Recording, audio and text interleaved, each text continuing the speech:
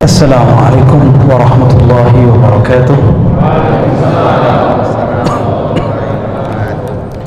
Innal hamdalillah nahmaduhu wa nasta'inuhu wa nastaghfiruh wa na'udzu billahi min shururi anfusina wa min sayyiati a'malina. May yahdihillahu fala mudilla lahu wa may yudlilhu fala hadiya lahu. Amma ba'd. اللهم فقهنا في الدين وعلمنا التأويل وافتح لنا ربنا يا فتاح كما فتحت لعبادك الصالحين آمين يا رب العالمين. Bapak, Ibu, Saudara, ikhwan akhwat fillah, saya nggak ngapa-ngapain hari ini tapi kok kerasa capek ya. Temanya yang bikin capek kayaknya ya. Temanya apa, Ustaz? Temukan tentang dalam doamu dalam sholat.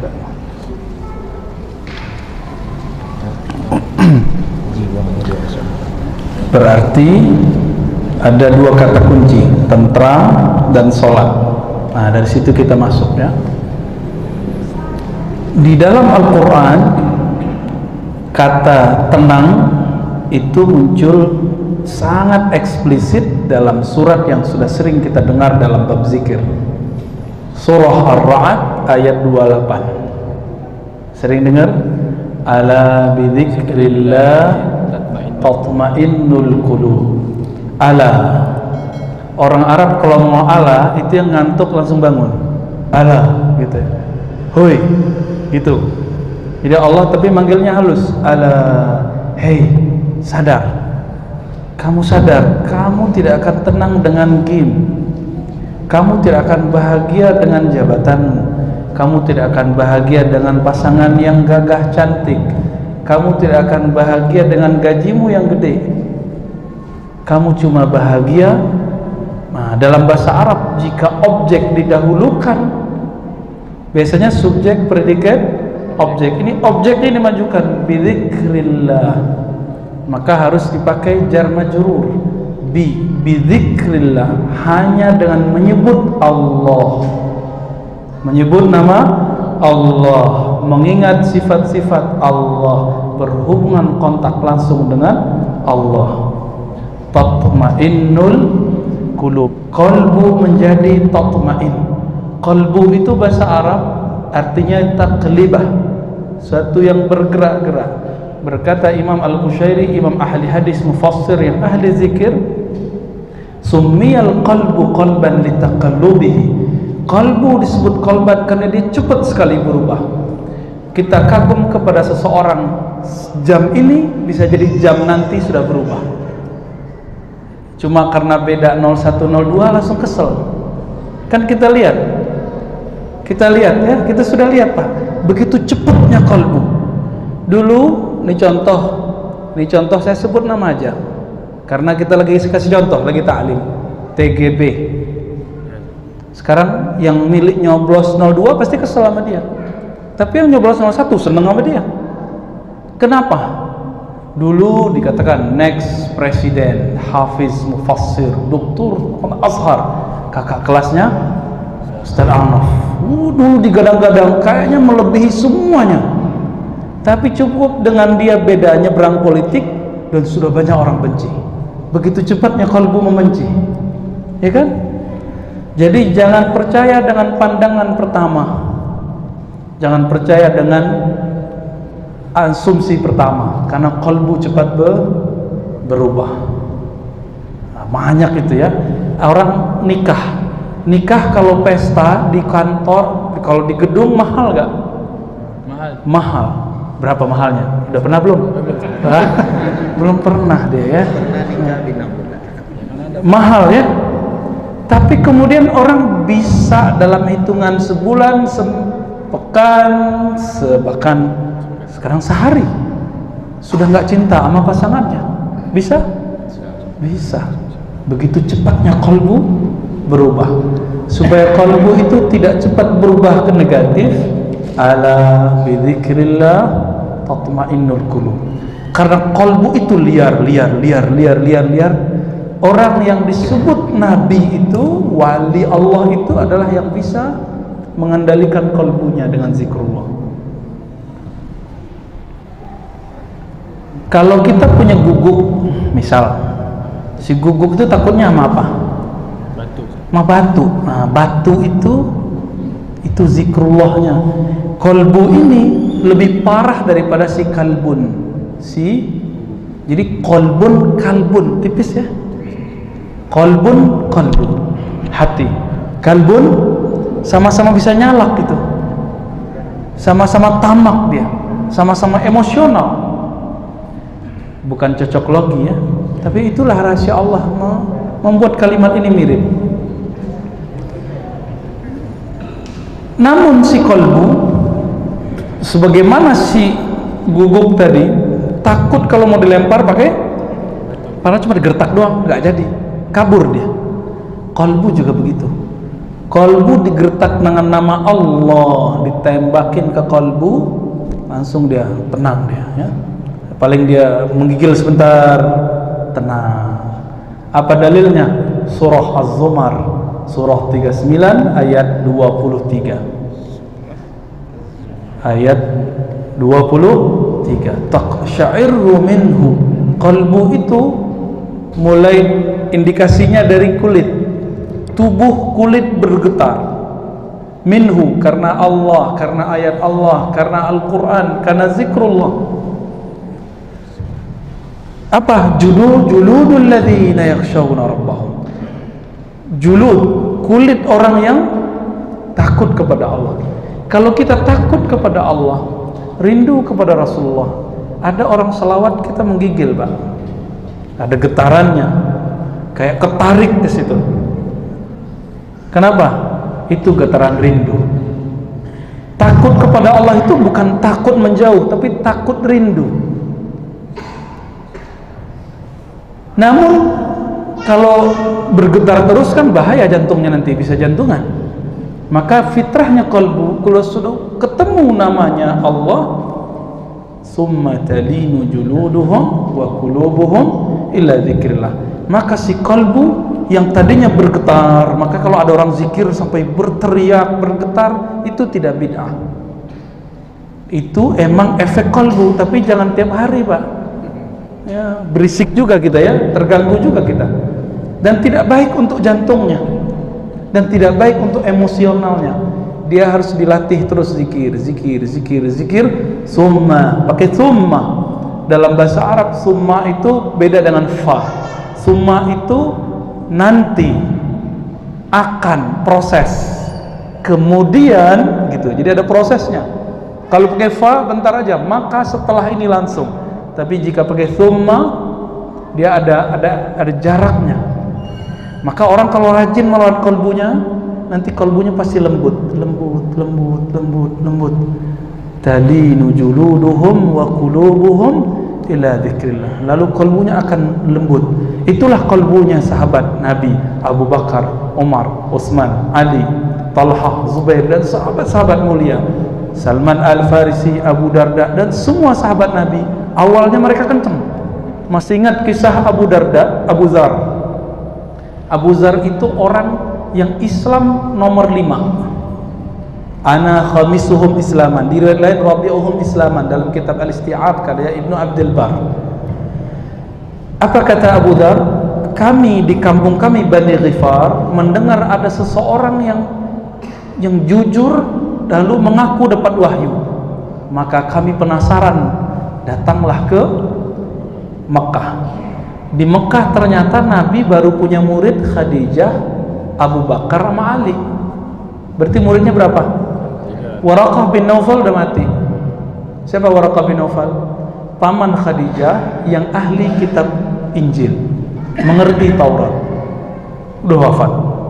Jadi kalau dihitung 4 sama Waraqah bin Naufal, tapi ini nggak dihitung. Dihitung cuma Khadijah, Abu Bakar, Ali radhiyallahu taala anhu. Lalu Abu Zar udah nyampe di masjid Nabi Muhammad, karena dakwahnya baru ke 3 orang ini. Aslinya dakwahnya harusnya di masjid, tapi karena orangnya belum banyak, masjid masih banyak berhala, masih banyak orang-orang yang menyembah berhala, bahkan tawaf tidak pakai celana, tidak pakai baju. Jadi itu Masjidil Haram pernah dikotori oleh orang-orang kafir Quraisy. Mereka mengatakan kita harus suci, maka kita harus buka semua. Tuh aliran nyeleneh ya. Kalau ada aliran nyeleneh gitu, dia menghidupkan ajaran jahiliyah, paganisme. Tiba-tiba datanglah Abu Dzar tunggu Nabi hari pertama, hari kedua, hari ketiga udah habis bekal. Ternyata Abu Dzar gak sendiri, dia saudaranya wa ummu dan ibunya, tapi saudaranya ini saudara seibu beda ayah, Abu Dzar al-Ghifari. Apa yang terjadi? Hari keempat cuma minum Zam-Zam. Nabi Muhammad juga tidak kunjung datang, tapi dia percaya pasti ada. Waktu itu kan belum ada Google, belum ada YouTube. Mau cari ini ustadznya ada nggak di YouTube, kan begitu sekarang ya. Sejak kapan YouTube jadi standar ustadz itu berilmu? Banyak di kampung-kampung sana ulama-ulama yang ikhlas, tidak digaji, hanya Allah yang gaji dia, nggak ada di YouTube Pak. Tapi namanya terkenal di langit sana. Allah kelunjungi terus, orang kirim terus malaikat ke sana bawa rahmat, bawa rahmat, bawa rahmat. Ada yang jawab, Ustaz, rahmat nama saya. Ya bukan rahmat yang itu ya, rahmat Allah maksudnya. Hari ke-10, 11, sampai 20, gak ada juga. Minumnya apa? Makannya apa? Makannya Zam-Zam, minumnya Zam-Zam. Udah malam, makannya Zam-Zam, minumnya Zam-Zam. Sampai hari ke-30, Nabi biasanya sekali sebulan waktu itu masuk ke Masjidil Haram. Tiba-tiba Abu Bakar kaget melihat ada orang kurus, lemes, 3 orang. Seorang perempuan, waktu itu belum wajib berjilbab. Terus coba Abu Dzar dan saudaranya Abu Dzar yang seorang penyair. Apa yang terjadi setelah itu? Abu Bakar bertanya, ini wajahnya bukan wajah orang Quraisy. Abu Bakar hafal semua orang Quraisy. Nabi hafal semua orang Quraisy kecuali yang baru-baru lahir. Akhirnya ditanya, "Man anta?" Siapa kalian? "Man antum?" Kamu siapa? Dari mana? Dijawablah oleh Abu Dzar, "Ana Abu Dzar." Aku adalah Abu Dzar. Tapi kata Abu Bakar, "Wajahmu kok melas?" Abu Dzar bergirang, ada yang mau ngajak nraktir nih ya. Akhirnya apa kata Abu Bakar? "Kamu belum makan ya?" "Belum." Ternyata Nabi ada di samping Abu Bakar. Ketika Abu Bakar bertanya, "Apa yang kamu makan?" "Aku makan selama 30 hari air Zam-Zam dan minum juga air Zam-Zam." Lalu Nabi SAW bersabda, "Az-Zam-Zam, ma'u Zam-Zam ta'amun wa syarab." Hadisnya hasan. Air Zam-Zam itu ta'am. Apa ta'am? Sama dengan makanan, juga syarab sama dengan minuman. Semenjak saat itu orang jadi tahu rahasia air Zam-Zam. Walaupun 30 hari bisa hidup dan tidak masalah, justru pembuangan detok, keluar penyakit-penyakit Abu Dzar, maka umur Abu Dzar panjangnya bukan main. Lalu Abu Dzar diajarkan oleh Nabi la ilaha, pengajaran itu disebut talqin zikir. Apa arti talqin? Pembimbingan zikir. Talqin bukan hanya untuk orang mati, tapi lebih diutamakan untuk orang yang hidup. Maka ditalkinlah siapa? Abu Dzar, saudaranya dan ibunya. Abu Dzar paling kencang zikirnya. Masuk kalimat itu Allah itu ke dalam dadanya, mengalir ke jantungnya, ke tubuhnya, ke darahnya, ke tulangnya. Maka Abu Dzar mengatakan ke Abu Bakar, "Wahai Abu Bakar, izinkan aku mengumandangkan, mendeklarasikan kemenangan tauhid di dalam qalbuku." Kan lagi rame deklarasi ya. Apa yang dia deklarasikan? La ilaha illallah masuk ke dalam dirinya. Apa kata Abu Bakar? "Dulu aku juga kayak kamu. Pertama dapat la ilaha illallah, pengen nunjukin ke orang siapa aja ngelawan, aku lawan." Kata Abu Dzar, "Itu mah kamu, aku beda." Tapi Abu Dzar terus, tanpa sepengetahuan Abu Bakar, Abu Dzar tembus ke Masjidil Haram yang banyak berhalanya saat itu, dan dia mengatakan asyhadu an la ilaha illallah. Itu kata-kata dia menggetarkan berhala-berhala semua orang kafir awalnya takut, tapi pas dilihat ini orang nggak dikenal nih, gebukin aja, digebukin. Tapi dia nggak ngerasa apa-apa, langsung pingsan. Dia nggak ngerasa sakit, tapi udah bonyok.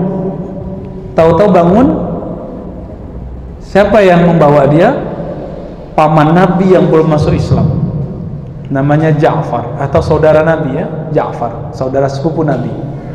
Ja'far mengatakan, kalian jangan coba-coba ganggu ini orang, saya kenal ini orang, namanya Abu Zar. Dia tinggal di daerah Ghifar, Bani Ghifar. Kalau kalian pergi berdagang ke utara pasti lewat kampung Abu Zar. Orang Arab itu kalau kita bunuh satu orang kaumnya, maka nanti orang kaum sono akan datang sekampung menghancuri kaum kita, membunuh kaum kita. Maka kata Ja'far apa? La taqtuluhu, hentikan, jangan bunuh dia, karena nanti urat nadi perdagangan kita habis. Akhirnya orang-orang kafir Quraisy menghentikan pukulannya. Abu Zar kemudian diselamatkan oleh Abu Bakar As-Siddiq. Pas dia siuman, apa kata Abu Bakar? Tuh, apa kata gue? Rasain lo gitu. Jadi ini emang orang baru dapat kalimatullah, semuanya pasti pengen pamer, walaupun benar. Baru dapat kajian A, pengen pamer. Baru dapat kajian zikir, pamer zikir. Baru dapat kajian sunnah, pamer sunnah. Kajian bid'ah, pamer anti bid'ah. Baru dapat belajar thariqat A, pamer thariqat. Baru dapat sanad A, pamer sanad. Emang itu fitrah manusia. Maka sabar-sabar sama orang yang suka pamer, nanti dia capek sendiri ya. Kita semua punya sikap pamer, Pak. Semua, saya juga. Ayatnya itu kan ada di surah Al-Hadid, ayat keberapa itu ya? Innamal hayatud dunya, hanyalah dunia itu apa? Main-main, senda gurau ya. Apalagi tafakhur, lahun walaibun. Tafakhur, apa tafakhur? Berbangga-bangga dalam anak, harta, bermunafasah, begitu terus. Cuma itu dunia. Awal-awal dapat mobil gimana? Wah, bawa kemana-mana. Rumah aja deket dari masjid, bawa juga ya. Mau makan kemana deket, pakai mobil ya. Terus pura-pura ketinggalan barang. Maaf, ketinggalan di mobilku. Cilah, ambil dulu barangnya ya, biar kelihatan sama temennya. Mobil lu baru ya. Akhirnya ketahuan deh, mobil baru, motor baru, apalagi pasangan baru. Bahaya ini ya. Yang belum telan ludah aja ya. Allahumma shalli ala Muhammad.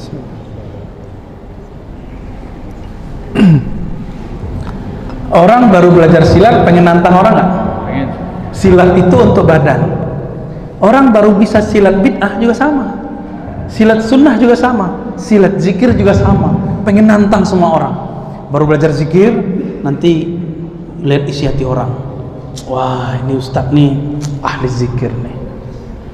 Wah, ustadz ini belum sampai nih. Belum sampai kemana? Belum sampai ke alam kubur ya.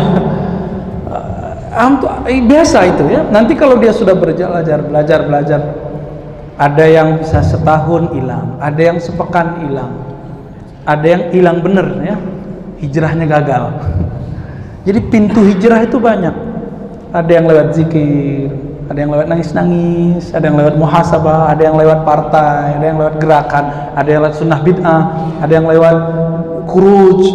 Banyak pintu hijrah itu banyak. Jangan monopoli bab hijrah ya. Kembali ke surat Az-Zumar, ayat berapa tadi? Ayat 23. Di ayat 23 itu dikatakan summa talinu, dengan proses berjalan, maka orang yang tadinya pengen show up, nunjukin apa saja yang dia punya, nanti lama-lama hilang. Lebih tenang, kalbunya lebih tenang. Talinu juluduhum wa qulubuhum, tapi dengan syarat cuma satu, ila dzikrillah, kepada mengingat, menyebut nama Allah. Itu sebabnya orang yang hijrahnya tidak kepada Allah, yang masuk zikirnya tidak bertujuan kepada Allah, dapat hartanya tidak dengan niat mensyukuri nikmat Allah, maka sampai mati dia suka pamer.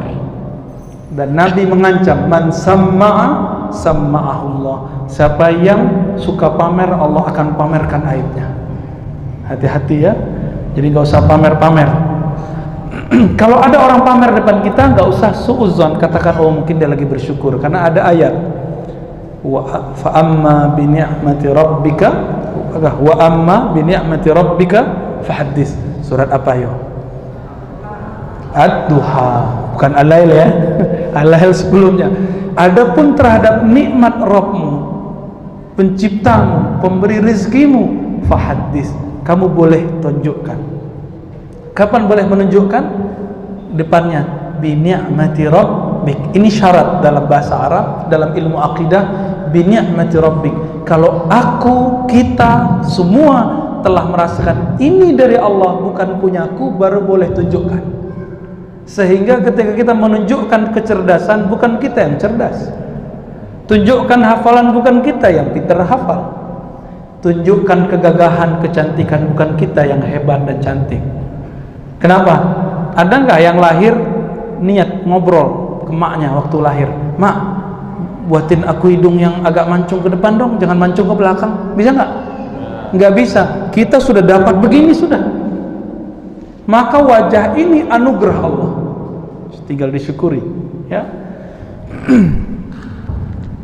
Dulu saya berjenggot, ingin disebut akhi-akhian, pengen dipanggil akhi Ar-Razi, ikhwan Ar-Razi.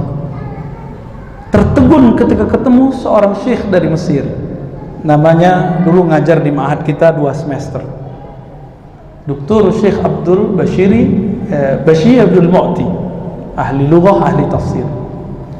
Apa kata beliau ketika saya tanya, Syekh, tudarris fi ma'had kaza wa kaza, saya sebut, Anda kan ngajar di ma'had ini, itu ma'hadnya kan orangnya berjenggot, manhajnya ini dan ini dan ini, wa anta ma'indaka lihya, sedang engkau enggak punya satu lembar pun enggak ada satu bulu. Apa jawaban dia? Dia lihat jenggot saya yang sedikit ini ya. Ya Ar-Razi, ana la utillu lihyah khaufan bihim. Aku tidak memanjangkan jenggot karena aku takut dihujat tidak semanhaj dengan mereka. Aku pun memanjangkan jenggot bukan juga ingin disebut ustaz. Aku kalau mau memanjangkan jenggot karena aku cinta Rasulullah. Tapi cintaku belum kuat. Dia bilang gitu, ya. Jadi ya sudah, aku begini aja dulu. Tapi dalam hati aku cinta Rasulullah sallallahu alaihi wasallam. Bab sederhana, nggak sampai bilang kalau nggak berjenggot nggak halal, nggak usah terima khidbahnya. Waduh, kacau sekali ya. Kalau begitu kapan nikahnya?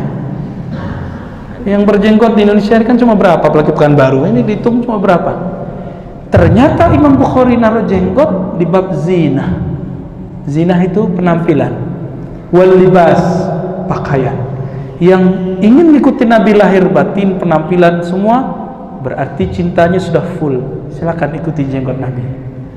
Ikuti Nabi kadang-kadang, jadi sekali seumur hidup panjangkan rambutnya segini. Saya berniat sekali seumur hidup, supaya di Sahih Bukhari dikatakan rambut Nabi menutupi separuh telinga dan sampai ke apa namanya ini? punuk onta. Ya. Ini onta apa manusia ini? Ya. Yaudah gitu deh namanya ya. Kekurangan kosakata kita ya. Sampai menutupi. Tapi jangan lama-lama. Kenapa? Zaman sudah berubah. Itu namanya sunnah urfiyah. Sunnah tradisi Nabi saat itu. Baju keren ya begitu. Penampilan keren yang begitu. Jenggot udah. Tapi rambut belum, jangan sok sunnah dulu. Ya. Nabi itu pakai sarung, pakai celana. Saya hari malam ini udah capek, 3 hari pakai gamis. Sekarang pakai celana. Ya. Kenapa? Jadi ada siapa nih? Mana Syekh Rasid ini ya? Yang cilik. Dia bilang, saya kira Ustaz Razi itu berjenggot panjang, putih separuh, berserban tebal, terus pakai rida, selendang seperti habaib para masyaikh. Saya ketawa aja. Ya, kadang saya begitu pakaiannya, tapi saya lebih nyaman pakai ini. Nggak ribet, muter-muternya nggak ribet ya.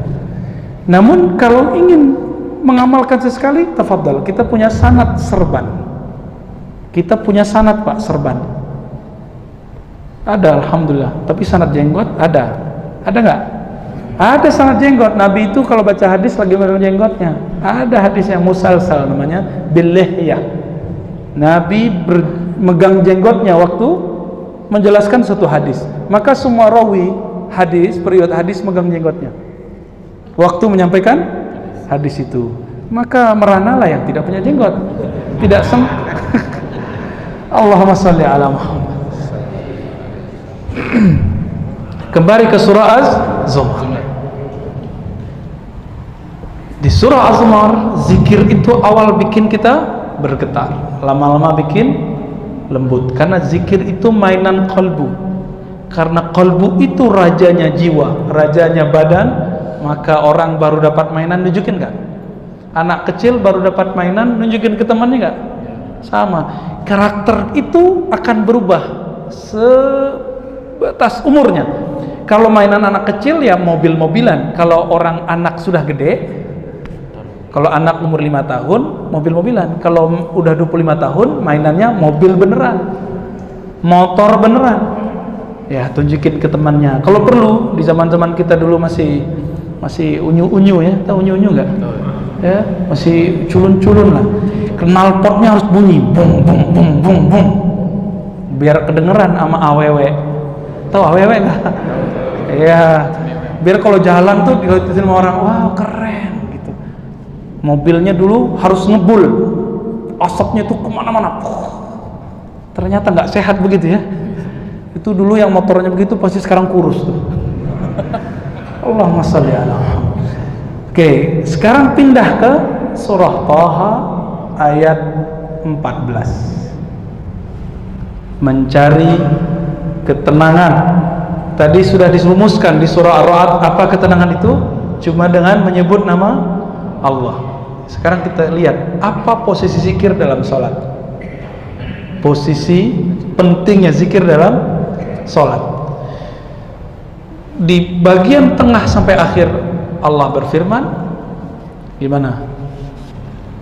Aqimis salata. Ayo yang hafal. Aqimis salata. Wow. Li zikri. Dirikanlah salat untuk mengingatku. Tapi depan ayatnya apa? Innani anallah la ilaha illa ana. Ini disebut tauhid la ilaha. Tauhid la ilallah bukan teori, tapi tauhid la ilallah itu dibaca, diresapi. Jadi kalau habis pengajian sudah punya tauhid belum? Baru punya ilmunya, belum punya amalnya.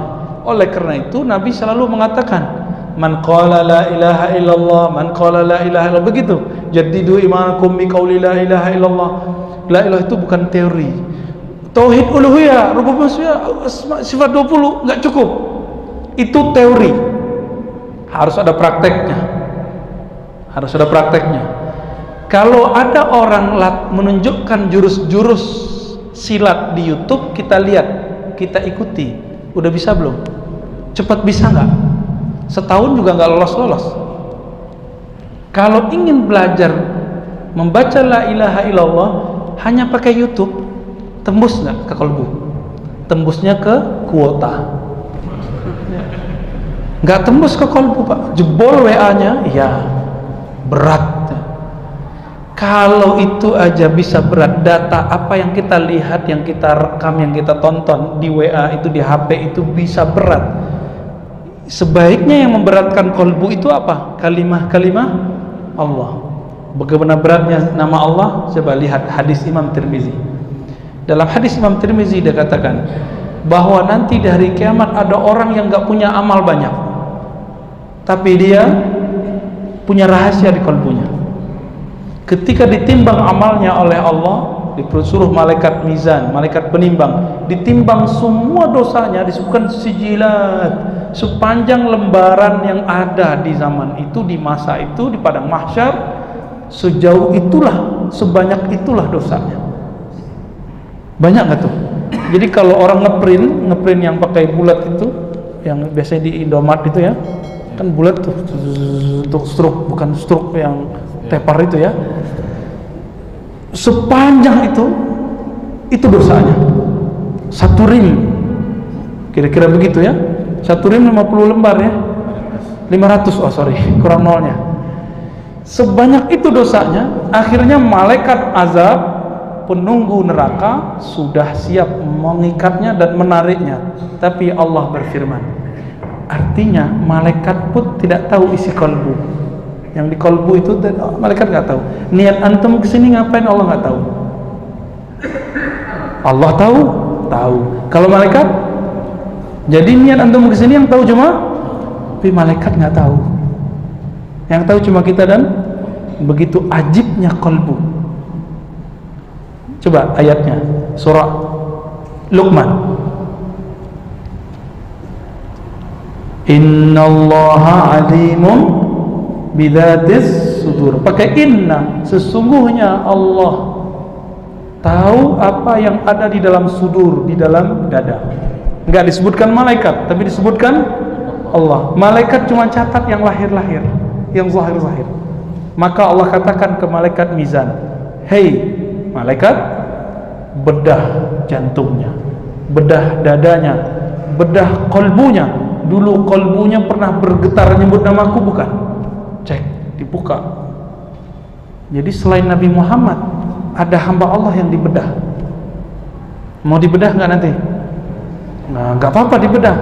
Dibuka, isinya bukan 01, bukan 02. Ada istighfar depan saya nih ya. Bukan selain Allah. Apa dalam kalbunya? Nama Allah. Allah. Dalam riwayat Imam Al-Baihaqi dikatakan Allah itu berdenyut. Di riwayat Imam Tirmizi, la ilaha illallah, la ilaha illallah, la ilaha illallah. Terus jalan kalbunya, gak pernah berhenti. Ternyata dia waktu wafat, dia dapat talqin zikir la ilaha illallah, mati. Saat kolbunya bergetar, mati. Maka kolbu yang bergetar ini tidak pernah mati, cuma tubuhnya yang mati. Dari dia mati sampai kiamat berapa lama itu getarannya? Ditimbanglah kolbu yang ada nama Allah bergetar itu. Karena di surah Al-Anfal gimana? Iza dzukirallahu wajilat qulubuhum, disebut nama Allah, kolbunya berdenyut kencang. Seperti orang, bisa jadi orang jatuh cinta, ketakutan, atau mau ujian kan deg-degan. Yang kemarin ikut ujian CPNS, deg-degan kan? Ada yang tangannya udah letoy duluan ya, udah gemetaran, nggak jadi, salah terus mencetnya. Saya nggak pernah ikut ujian, jadi nggak tahu. Ya. Mau meramar, getaran kolbunya sampai ke lidah. Akhirnya ngomong, manggil mertuanya Mas. Gak diterima jadinya ya. Begitu efek kolbu. Ditimbanglah nama itu, kolbu itu, kolbunya diambil, timbang. Semua dosanya ditaruh. Awalnya masih begini-gini ya. Lama-lama ternyata yang di dalam kolbunya keluar, tambah berat. Makanya orang yang kolbunya ada nama Allah, kata-katanya bisa tebar, masuk ke kolbu kita, tembus ke kolbu kita, bukan masuk kanan keluar kiri. Itulah Nabi, itulah pewaris para Nabi, para sahabat, pewaris para sahabat, para tabi'in, tabi'ut tabi'in, sampai hari ini mereka masih ada. Makanya kita mesti berguru ke orang yang bersanad, bukan yang ngaku-ngaku. Bukan yang ngaku-ngaku ikut Nabi, tapi yang buktikan bahwa dia ikut Nabi dengan bersanad. Bersanad itu bukan cuma ijazah, aku ijazahkan, bukan. Bersanad itu berguru, mulazamah. Apa arti mulazamah? Kita senantiasa konsisten berguru ke orang itu. Jadi kalau ngajinya cuma pas tablik akbar ya salam. Ini tempat mengingatkan saya ke sahabat saya, siapa ya? Ustadz Zulhendri ya. Itu orang alim. masih muda, ilmunya luas melebihi umurnya, silakan disemarakkan. Ini inisiasi beliau kali ya, tempat begini. Emang beda Pak, kalau duduk di atas begini itu rasanya beda. Makanya ulama-ulama Al-Azhar, ulama-ulama sebagian di Yaman, kalau taklim dia buat mimbar begini. Pas saya buka hadis, mimbar Nabi kayak gitu atau kayak gini? Ternyata benar kayak gini, mimbarnya Nabi. Kalau ini namanya podium.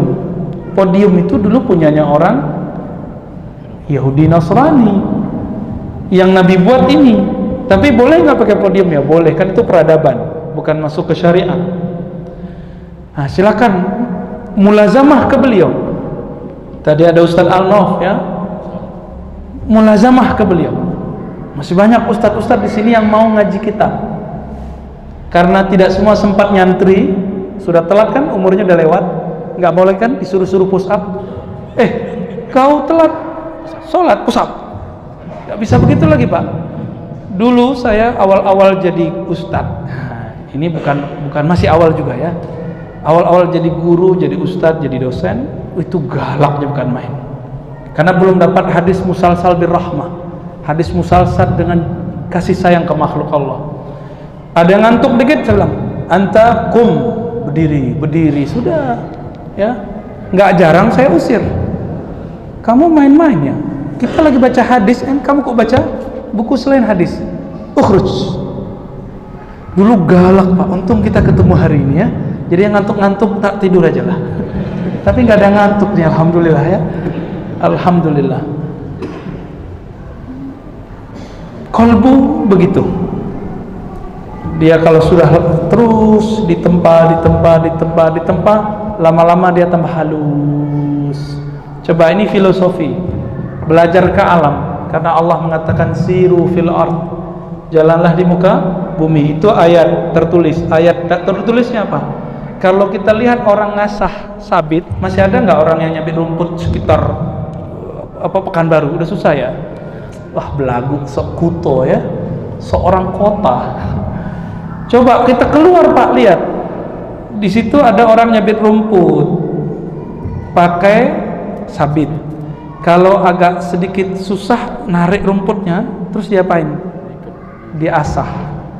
Ngasahnya, asahannya ada dua, ada yang halus, ada yang kasar. Kalau dia pengen cepet, dia pakai yang mana? Pakai yang kasar dia. Tapi kalau dia pengen lama tahannya, dia pakai yang mana? Tapi lama nggak ngasah pakai yang halus? Boleh cepet-cepet nggak? Enggak, emang halus juga, halus. Bahkan kadang nggak bunyi. Tapi kalau yang kenceng itu, yang kasar itu, ya bunyi deh. Begitu Pak. Orang yang baru dapat ilmu kajian baru itu kasar-kasar ngomongnya kadang. Kita semua begitu. Kalau kata teman saya, ikhwan khuruj, jemaah tabligh, ngejos tak gitu. Tahu ngejos nggak? Ya kayak bukan jos yang minuman kuat itu. Lagi jos, lagi semangat. Kalau kata teman kita ikhwan muslimin, lagi ghirahnya tinggi tak? Apalagi tuh ghirah, semangat. Ya. Kalau orang pesantren hamasah wahimmah, semangatnya lagi melangit tak? Emang nggak bisa dihadang itu. Itulah kelebihan anak muda. Tapi kalau anak tua dapat kajian keras, kita lihat mukanya, kita udah kesal duluan Pak. Lah bapak ini udah bau tanah masih aja mau cari masalah di masjid ya. Mau nyalahin kita aja. Nah, tapi sabar Pak, dia badannya tua, tapi ilmunya kan masih muda. Nanti lama-lama dia capek. Saya udah ketemu ratusan orang yang curhat mengatakan, Ustadz saya dulu keras, orang kayak Ustadz nih habis saya hina. Terus kok Bapak nggak hina saya? Oh kan dulu Ustadz ya. Jadi kalau sekarang saya dihina orang, saya maklumi. Oh berarti ini baru hijrah ya. Tapi hijrahnya pintu yang beda sama pintu kita. Dimaklumi aja Pak. Nah, kalau antum disalahkan teman, udah maklumi aja. Ya terima kasih. Karena setiap kali ada orang menghujat kita, Allah angkat kita. Apa kata Nabi? Ma tawadha'a ahadun illa rafa'ahu Allah. Tidaklah seseorang menerima direndahkan, termasuk Nabi menerima enggak waktu direndahkan oleh orang-orang Taif? Dilempar pakai apa? Dilempar pakai batu, bahkan pakai tai onta. Nabi terima, bahkan doakan mereka kebaikan, bukan doain laknat atas kau, gitu enggak ya? Enggak ada. Kenapa sekarang kajian kita dinodai dengan kalimat laknat? Air putih ini hanya mengeluarkan air putih. Kalau warnanya ini apa warnanya? Merah, coklat, ya terserah deh. Keluarnya mungkin nggak putih? Mungkin nggak keluarnya putih? Kalau air kopi di dalam gelas keluarnya kopi hitam atau susu? Kalau di dalamnya toilet keluarnya apa? Kosakata toilet, najis. Apalagi? Oh, ngomong kotor ya, vulgar. Kalau di dalamnya ada kebun binatang, keluarnya apa? Guguk, gitu ya. Gajah, mending gajah gede. Ini disebut apa? Harimau, babi, Allahu Akbar. Babi mah haram. Ya, kalau di dalamnya ada kebun binatang, keluarnya nama-nama binatang. Apa di dalam kalbumu? Coba goyang, tadi mau jatuh ya. Kita goyang teko, kita goyang gelas, keluar isinya. Jika isinya nama Allah, Asmaul Husna, keluarlah nama itu. Jika isinya kebun binatang, keluar satu-satu. Guguk, kalbun, mending kolbun, ya, mending nama si dia, ya, dia Allah maksudnya. Tapi ini yang keluar apa? Dikasih pertanyaan dikit, ustadznya sensitif, langsung keluar kalimat-kalimat tidak pantas. Berarti belum pantas dia untuk berbicara qalbu. Itulah problem kita hari ini. Fanzur amman ta'khuzuna dinakum. Maka perhatikan gurumu, pilih gurumu yang benar-benar, yang lahir batinnya mewarisi Rasulullah sallallahu alaihi wasallam. Jangan hanya sorbannya, jangan hanya kopiahnya, bajunya, celananya, betul akhlaknya semuanya. Ada orang cantik duduk samping kita di bus, awalnya senang, kita perhatiin dikit ketus dia, kau ini apa, lihat-lihat berjenggot tapi nggak qatul basar. Bisa juga dia ngomong qatul basar. Tahu qatul basar kan? Jaga mata. Ngerti juga tuh akhwat yang kurang baju ini ya. Iya, namanya mata kan melirik dikit-dikit ya. Dia bilang, wah, jadi cantik nggak dia? Galak ya. Galak gak jadi cantik. Ada orang bening kulitnya tapi apa aja belagu, nggak mau salaman sama orang, najis ya. Ketemu orang, bau. Dia cantik tapi akhlaknya tidak cantik. Ada orang bersorban tapi akhlaknya tidak akhlak sorban. Ada orang bergamis tapi tidak akhlak gamis. Ada bersarung tidak akhlak sarung. Bukan ngelarang pakai ya, jangan, bukan ngelarang nggak pakai baju, bukan. Nanti yaudah Ustaz saya nggak pakai baju aja, bukan. Maksud saya kalau cari guru jangan tertipu sama pakaian. Li'annal ajabu fil libas, kekaguman terhadap pakaian cuma sampai dia ngomong. Kalau dia udah ngomong ketahuan isinya apa. Ya. Aqimis salata lidzikri, ini bagian terakhir. Dirikanlah salat untuk mengingatku, menyebut namaku. Maka inti salat adalah zikrullah. Oleh karena itu Nabi itu mengajarkan zikir. Ada zikir yang temporal. Wasabbihuhu bukratan wa asila. Surat Al-Ahzab ayat 42. Sebutlah, bertasbihlah kepada Allah pagi dan sore. Itu zikir namanya zikir muakkad. Zikir yang ada waktunya, muayyan. Kita sebut zikir maksurat, ratib, hizib, apapun namanya. Terus di ayat 41-nya, ya ayyuhallazina amanu zkurullaha zikran katsira. Hai orang beriman, sebut, ingat Allah sebanyak-banyak. Kalau banyak itu 100 banyak nggak? 500 banyak nggak? 1000 banyak nggak? Jadi boleh nggak kalau zikir 1000? Terus kalau ada yang bilang, Nabi nggak pernah zikir 1000, gimana jawabnya? Gimana cara jawabnya? Tanya balik sama dia. Quran itu turun ke Nabi bukan? Dia pasti jawab, iya. Bacain ayat ini, surah Al-Ahzab ayat 4. Ya ayyuhallazina amanu dzkurullaha dzikran katsira. Hai orang beriman, zikir sebanyak-banyaknya. Banyak di situ kan tidak dikatakan tak terhingga, enggak. Banyak. Yang penting banyak angkanya. Yang banyak angka atau apa? Angka perasa. Rasanya banyak. Ada nggak begitu? Manisnya banyak. Bisa nggak begitu? Orang bilang banyak angka. Jumlahnya banyak. Baru benar? Oke. Maka itu ingin menyebutkan angka. Ada ulama memilih zikir tiap hari 1000. Ada yang memilih 5000. Ada yang memilih 10.000. Ada yang memilih 70.000. Itu banyak. Jadi tidak bid'ah.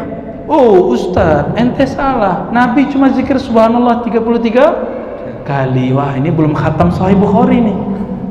Ya, nggak usah Bukhari deh, Al-Azkar Nawawi aja 1 jilid. Bukhari kebanyakan 4 jilid.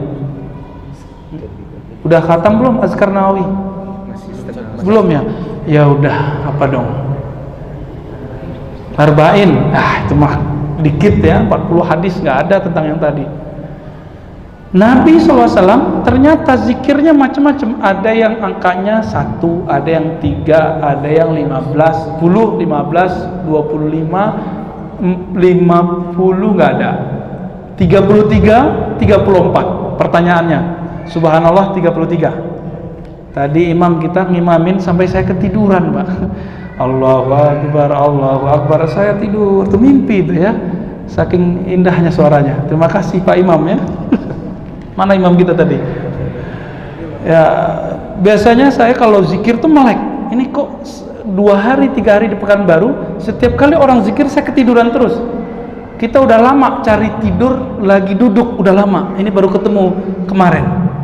Ya, saya kira dibekam hilang Pak, ternyata enggak. Udah bekam kita kemarin, oh ternyata itu nikmat ya. Biasanya terasa lama jadi pendek. Kalau Nabi zikir 33, itu 33. Itu 33 batasan atau contoh? Kalau contoh berarti boleh kurang, boleh lebih enggak? Kalau itu batasan, kurang dari 33, 32 bid'ah. Masa kita zikir 32 bid'ah? Ya. Ya udah lebih 35, beda enggak? Kalau ada orang mengatakan zikir 1000, 2000 bid'ah, kasih tanya itu, gimana kalau zikirnya 35? Bid'ah enggak? Kalau dia bilang bid'ah, ya salam. Fa'arid anil jahilin, maka berpalinglah dari orang jahil. Enggak usah dilayani lagi sudah. Ya salam ya akhi. Kalau enggak bisa debat, ya salam ya. Ya salam itu artinya apa? Lepaskan semua aib, lepaskan semua apa yang tergores di kalbu, biar nyaman hidup ini. Orang yang paling sempit dunianya, orang yang paling banyak debatnya. Kita udah nggak debat tapi nonton debat, sama aja. Nyesek nggak nonton debat? Nyesel. Malam ini sampai Ramadan nanti semoga ketemu Lailatul Qadar. Kurangi debat, jangan nonton debat lagi. Kasihan kolbu. Kolbu kita kasihan Pak. Mata ini udah nonton, udah seneng dia matanya. Telinga dengar seneng, kolbu seneng nggak? Tersiksa dia. Maka kolbu kita bilang, bro, udah dong, sis, udah dong. Nggak kita dengerin. Otak kita budek di situ. Dia bilang, asik loh. Kan seru ya ngeliat orang tengkar. Emang kita punya bakat, emang pengen melihat orang beradu. Itu kan dulu zaman-zaman di Minangkabau dulu kan ada perang Padri. Mereka menghapus perang ayam. Tahu nggak perang ayam? Adu ayam. Emang seneng Pak. Saya waktu kecil pernah ngadu ayam. Ya. Tapi kemudian baca sejarah perang Padri. Itu ayam kita jago sekali. Warnanya aneh. Nggak ada warna seperti itu. Itu tajam. Apa namanya di sini? Taji ya. Bukan taring ya. Kalau dia begini, bisa 2 ayam langsung tepar. Sakti juga nih ayamku nih ya. Judul ada candunya. Itu ngeliat ayam candu kita Pak. Oke, sekarang ngeliat orang tengkar, seneng nggak? Seru ngeliat orang tengkar itu. Maka dibuatlah pertengkaran resmi sambil main-main, dikasih juara tuh tinju-tinju ya. Orang yang agak cerdas sedikit Dia nggak mau lagi tinju-tinju, capek ngeliat tinju-tinju. Mending tinju-tinju otak. Itulah debat. Ya, maka lakulah ILC. Lakulah Najwa Shihab. Laku, kenapa? Makanan otaknya orang itu pertanda udah dewasa dikit. Belum dewasa banyak. Itu sebenarnya kabar baik, Pak. Saya awalnya senang. Wah, makanannya orang Indonesia bukan hanya lagi adu ayam, bukan lagi adu petinju, adu survei, adu quick count. Aduh, capek, Pak. Kita udah nyoblos kan? Kayaknya ada yang beda nih. Ya nggak apa-apa toh. Nanti hisab sama Allah sendiri kok. Kita kan punya alasan sendiri. Bapak salahkan Allah. Ini baru seperempat dari bab zikir yang saya sampaikan untuk sholat, belum zikir yang lain. Tapi saya rasa udah cukup lah ya. Jadi inti dari sholat itu zikir. Inti dari ujian matematika itu apa? Rumus-rumusan terus dilatih-latihkan. Maka sebelum orang megang ujiannya, dia latihan buat soal nggak? Maka perlu sekolah. Sholat itu kayak ujian. Kalau orang di luar sholat tidak zikrullah, dijamin di dalam sholat tidak khusyuk. Jadi kalau saya udah nggak punya teori apa lagi, Pak, udah banyak teori kita pakai untuk sholat khusyuk. Teori saya cuma satu dan itu ampuh. Mau sholat khusyuk? Maka caranya cuma satu, zikir kolbunya lebih banyak di luar sholat daripada selain zikir. Zikir kolbu bisa sambil ngapain? Bisa sambil kerja, bisa sambil berkendara, bisa sambil ngajar, bisa sambil ngapain? Si kolbu kan nggak terganggu. Namun untuk bisa zikir kolbu, kalau nulis nama di kertas pun, itu dirimu umur berapa bisa nulis? Kelas 3 udah bagus tulisannya belum? Kelas 5 ya, berarti 5 tahun baru mantap nulisnya ya. Bisa nulis sambil dengar, itu udah kapan? Sambil dengar nulis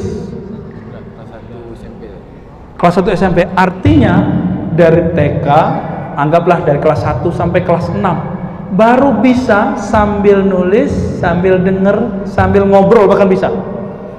Maka orang yang bisa sambil itu harus sabar, diasah lama-lama, diasah kolbunya terus diasah. Maka sambil ngomong bisa zikir.